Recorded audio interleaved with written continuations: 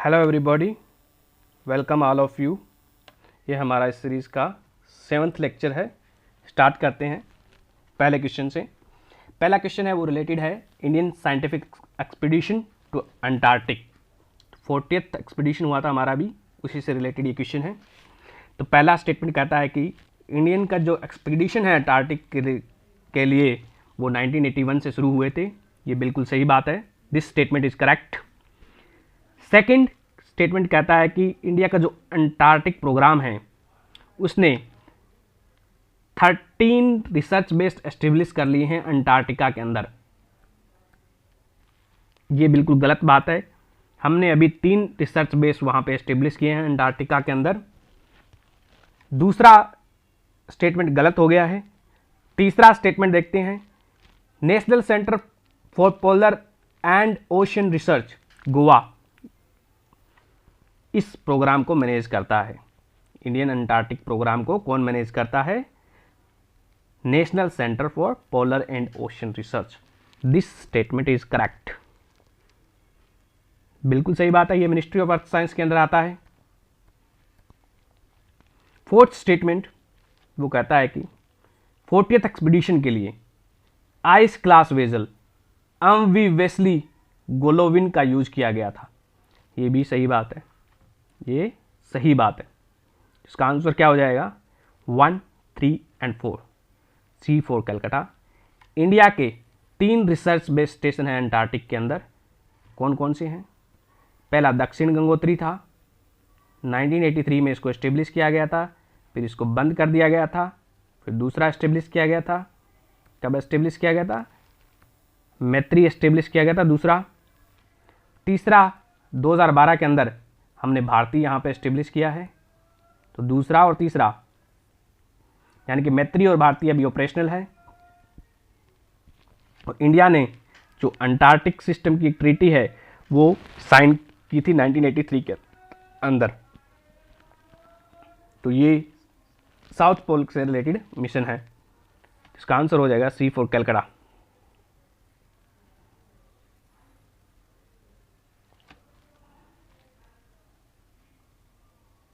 Next question है वो school bag policy 2020 से रिलेटेड है। पहला स्टेटमेंट कहता है कि ये पॉलिसी है वो CBSE ने रिलीज की है। गलत बात है। ये रिलीज की है NCERT ने पॉलिसी रिलीज की है। NCERT क्या है? एक ऑटोनॉमस इंस्टीट्यूशन है, मिनिस्ट्री ऑफ एजुकेशन के अंडर ये आता है। दूसरा स्टेटमेंट कहता है कि स्कूल टीचर है वो पहले ही बता देगा बच्चों को कल कौन सी क्लास होगी और कौन सी बुक्स हम उनको लेके आनी है, जिससे क्या होगा कि उनका बैग का वेट कम रहेगा। अननेसेसरी जो बुक्स है वो लेकर नहीं आएंगे। और स्कूल टीचर हर 3 महीने में पूरी क्लास का बैग चेक करेगा और यदि किसी का बैग का वेट स्पेसिफाइड वेट से ज़्यादा पाया जाता है तो वो पेरेंट्स को इन्फॉर्म करेगा स्कूल टीचर। तो स्टेटमेंट 2 बिल्कुल सही है। थर्ड स्टेटमेंट कहता है कि जो उनका स्कूल का बैग है उसका वेट 10% से बच्चों के बॉडी वेट से ज़्यादा नहीं हो सकता। ये भी सही बात है। ये क्लास 1 से 10 के लिए लागू है। प्री प्राइमरी के लिए कोई बैग नहीं होगा। ये भी सही बात है। 2 एंड 3 क्या है? बिल्कुल करेक्ट है। इस पॉलिसी ने 2 चीज़ों पे बात की थी, मेनली होमवर्क और स्कूल बैग से रिलेटेड, वेट से रिलेटेड मेजर दिए थे। होमवर्क से उसने क्या कहा था कि क्लास 2 तक, क्लास 2 तक कोई होमवर्क नहीं दिया जाएगा बच्चों को, नो होमवर्क। दूसरा है वो स्कूल बैग के वेट से रिलेटेड है। इसका वेट कितना हो सकता है? क्लास 1 एंड 2 के लिए कितना हो सकता है? 1.6 से लेके 2.2 kg तक इसका वेट हो सकता है क्लास 1 और 2 के लिए। और क्लास 11 और 12 के लिए 3.5 से लेके 5 kg तक इसका वेट हो सकता है। और ये जो वेट है वो 10% बॉडी वेट से ज़्यादा नहीं होगा। और प्री प्राइमरी के लिए कोई भी स्कूल बैग नहीं होगा।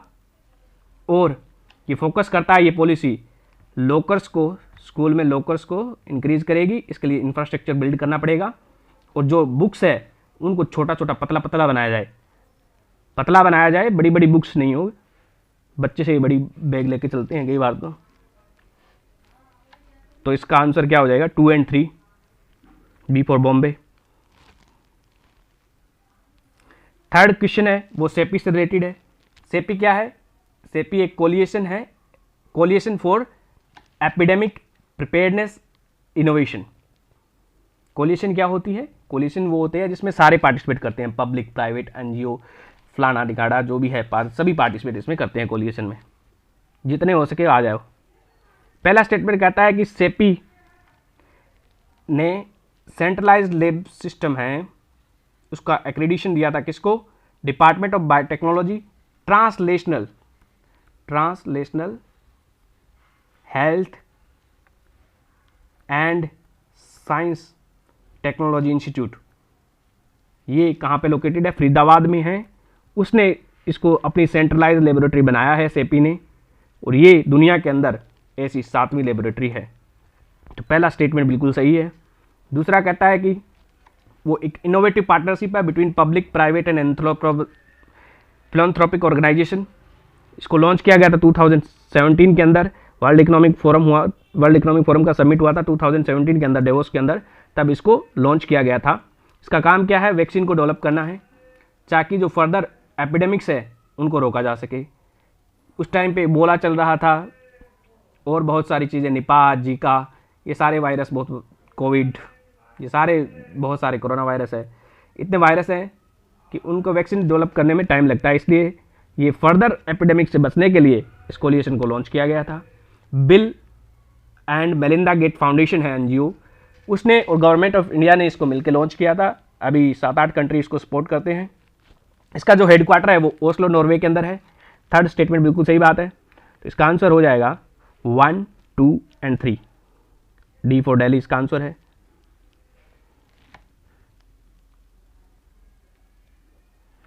चौथा क्वेश्चन है वो प्रवासी भारतीय दिवस से रिलेटेड है। स्टेटमेंट 1 कहता है कि प्रवासी भारतीय दिवस, फर्स्ट प्रवासी भारतीय दिवस है वो 2001 के अंदर बनाया गया था। 2001 के अंदर हमने सेलिब्रेट किया था। और इसका अगला पार्ट कहता है कि इसको हर साल सेलिब्रेट किया जाता है। गलत बात है। इसको 2015 के बाद में हम हर 2 साल से सेलिब्रेट कर रहे हैं। Every second year we are celebrating it. तो सेकंड स्टेटमेंट कहता है कि इसका जो रिकमेंडेशन था प्रवासी भारतीय दिवस को सेलिब्रेट करने का रिकमेंडेशन वो एल.एम. सिंघवी ने दिया था।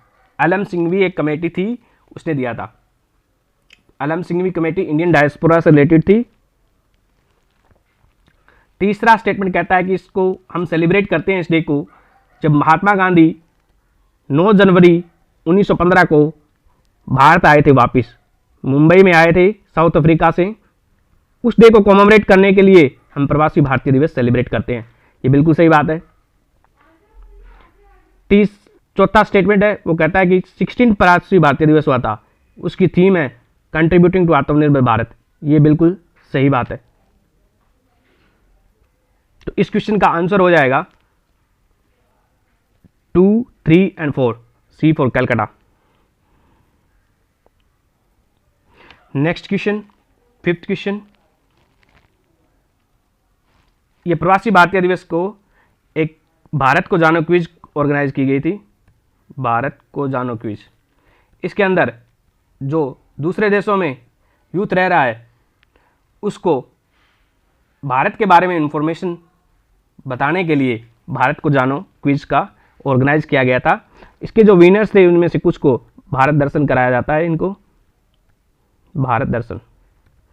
इस दिन प्रवासी भारतीय दिवस जो सेलिब्रेट किया गया था, उस दिन प्रवासी भारतीय सम्मान अवार्ड भी दिए गए थे। कौन देता है ये अवार्ड? प्रेसिडेंट ने दिए थे। कितने अवार्ड दिए गए थे? 30 अवार्ड दिए गए थे। प्रवासी भारतीय दिवस किसको दिया जाता है? एनआरआई को, person of Indian origin, institution, organisation, इनमें से किसी को दिया जा सकता है। क्यों दिया जाता है? क्योंकि वो काम कर रहे हो किस लिए? इंडिया के कॉज को अंडरस्टैंड करने में, सपोर्ट करने में, इंडिया के कॉज को, इंडिया के कंसर्न्स को हाईलाइट करने में, इंडियन कम्युनिटी अब्रोड उसके लिए काम करने में, इंडियंस के लिए काम करने में, लोकल इंडियंस के फिलैंथ्रोपिक वर्क करने में और चैरिटेबल वर्क करने में इस सब के लिए भारतीय प्रवासी भारतीय सम्मान अवार्ड दिया जाता है। पहले ये 15 दिया जाते थे, क्योंकि हम अब 2 साल में एक बार इसको सेलिब्रेट करते हैं, इसलिए 30 कर दिए गए। अगला क्वेश्चन है, वो 5वां क्वेश्चन है, वो रिलेटेड है government digital calendar and diary app से। इसका पहला स्टेटमेंट कहता है कि ये 11 लैंग्वेज में अवेलेबल होगा, ये बिल्कुल सही बात है।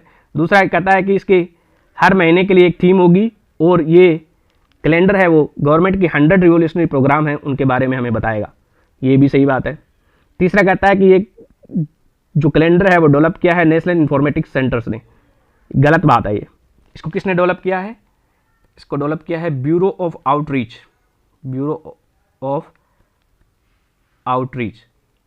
ये आता है ministry of information and broadcasting के अंडर आता है, उसने इसको लॉन्च किया था, डेवलप किया और लॉन्च किया। हमारा जो गवर्नमेंट का कैलेंडर है वो साका एरा पे बेस्ड कैलेंडर है, साका एरा पे बेस्ड कैलेंडर है। तो इसका आंसर हो जाएगा इनकरेक्ट में, first is incorrect, third is incorrect, first is incorrect, first is correct, second is correct, third only is incorrect. C for Calcutta इसका आंसर है। 6th क्वेश्चन है वो मेरा गांव मेरा गौरव स्कीम से रिलेटेड है। इसका पहला स्टेटमेंट कहता है कि स्कीम को 2015 के अंदर लॉन्च किया गया था, और ये पीएम की एक फ्लैगशिप प्रोग्राम है, ये बिल्कुल सही बात है। दूसरा कहता है कि स्कीम का जो ऑब्जेक्टिव है वो फार्मर्स को इंफॉर्मेशन देना है, नॉलेज प्रोवाइड करना है और एडवाइजरी देना है।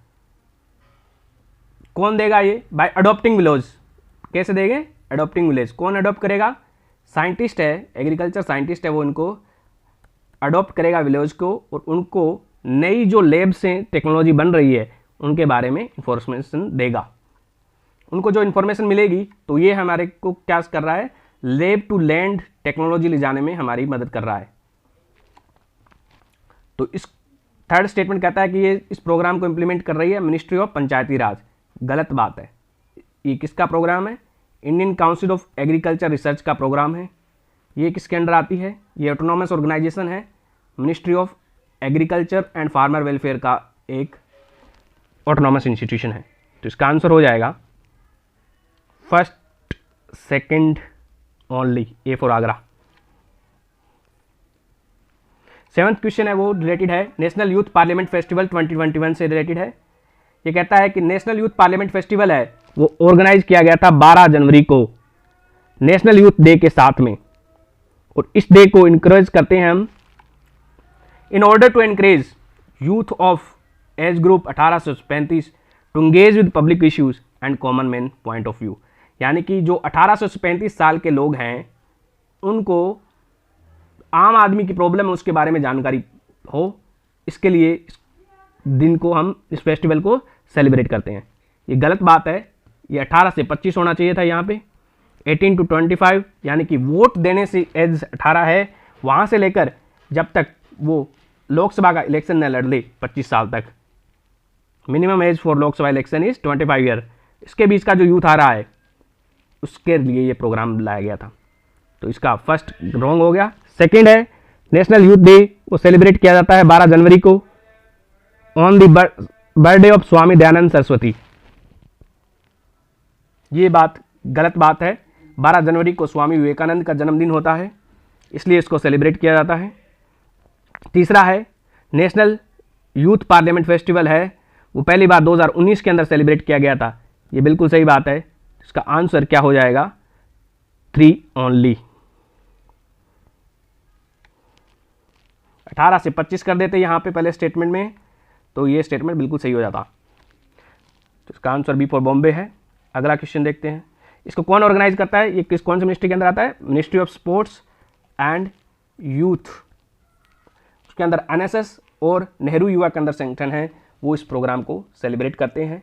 इसके अंदर यूथ पार्लियामेंट है, वो 3 लेवल पे इसके कंपटीशन हुए थे, डिस्ट्रिक्ट, स्टेट और सेंट्रल लेवल पे, यूनियन लेवल पे 3 जगह पे इनके कंपटीशन होते हैं, और जो जीतता है इस कंपटीशन को उसको प्राइम मिनिस्टर और स्पीकर और अन्य लोगों से मिलने का मौका दिया जाता है, पार्लियामेंट में बैठने का, देखने का मौका दिया जाता है उनको। और इसके अंदर एक किशोर पार्लियामेंट ऑर्गेनाइज की गई थी, दूसरी तरुण पार्लियामेंट ऑर्गेनाइज की गई थी।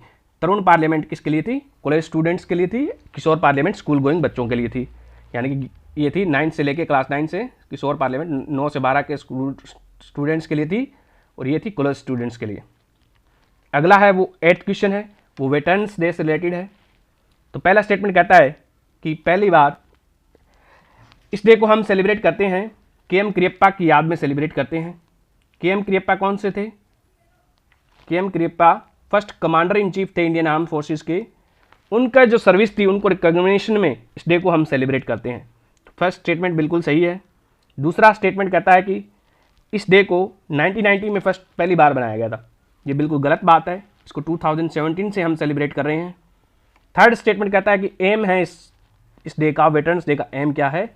वो बॉन्ड है एक्स सर्विसमैन और सर्विस पर्सनल के बीच में, जो बॉन्ड है उसको मजबूत करने के लिए ये वेटरन्स डे बनाया जाता है आर्म फोर्सेस के द्वारा। ये बिल्कुल सही बात है। इसका आंसर हो जाएगा 1 और 3, D for Delhi. 9th question है वो मिल रेल से रिलेटेड है। मिल रेल, स्टेटमेंट फर्स्ट कहता है कि मिल रेल है वो एक्सटेंशन है traffic directorate of ministry of defence का। ये स्टेटमेंट बिल्कुल गलत है, क्योंकि मिल रेल है वो traffic directorate of ministry of railway का पार्ट है। ये ट्रैफिक डायरेक्टरेट है वो मिनिस्ट्री ऑफ रेलवे का हिस्सा है, तो पहला गलत हो गया। दूसरा है मिल रेल का काम बताया गया है, तो मिल रेल का काम क्या है? वो है डिफेंस फोर्सेस के जितने भी लॉजिस्टिक्स से जितनी भी ज़रूरत है उनको ये प्लान करता है, कोऑर्डिनेट करता है, फिर एग्जीक्यूट करता है during peace and emergency situation. ये स्टेटमेंट सही है, ये मिल रेल का काम था। इसका आंसर हो जाएगा 2 for only, B for Bombay. 10th question है वो सुंदरबन बायोस्फीयर रिजर्व से रिलेटेड है। इसमें बताना है कि कौन सी रिवर है वो सुंदरबन बायोस्फीयर रिजर्व से फ्लो नहीं करती है। सप्तमुखी रिवर ये फ्लो करती है, ठाकुरन रिवर ये भी फ्लो करती है, माटला रिवर ये भी करती है, गुआसाबा रिवर ये भी करती है। तो all of the river flow through Sundarban biosphere reserve, इसको याद रखना है, इंपॉर्टेंट है ये, डी फॉर दिल्ली। 11वां कहता है इनमें से कौन सा पार्ट नहीं है सुंदरबन बायोस्फीयर रिजर्व का?